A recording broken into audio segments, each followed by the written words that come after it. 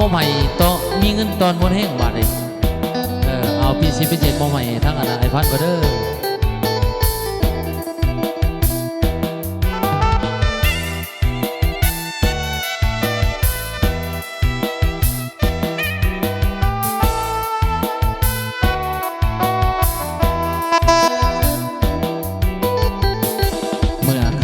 มีแหงทุกเศร้าแรงเมียห่วงเอาไว้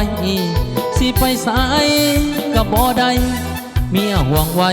เมื่อข้าวมีแหงบาดตอนสลากำลังวังสาก็เปลี่ยนแปลงคอยมาเหลือใจแหงมีเงินแต่แหงบ่มีเหลือใจเจ้าของดื่มเหล้าดองยาเมื่อหลายกวดนั่งกัดแถวอยู่กวดดื่มเหล้าหลายกวดแหงยังบ่มีดื่มเหล้าดองยาแหงพาให้นอนหลับดีบ่คึกบ่คักจักดีมิดจีรีโอ้ยบ่เข้มแข็งอยากไปใส่เมียปล่อยให้ไป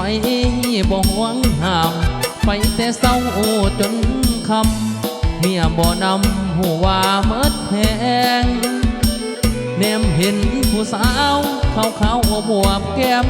แดงสะอ่อนดีละคำแพงมีเงินแต่แหงบ่มีใจแ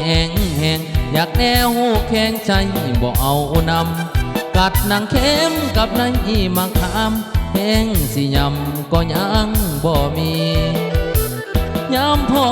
สาวน้อยหลักน้ำลายย้อยหลายเถื่อหลายทีเงินในทงกับพ่อมีแต่แหงนั้นทีสู่เขาบ่ได้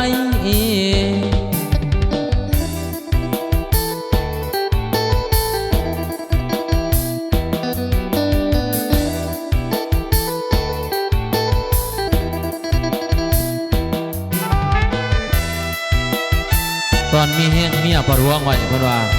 ตอนนี้บอกให้ไปเลย ไปใส่ก็ไปเพื่อนว่าอยากไปใส่เมียปล่อยให้ไปบ่ห่วงห้ามไปแต่เศร้าจน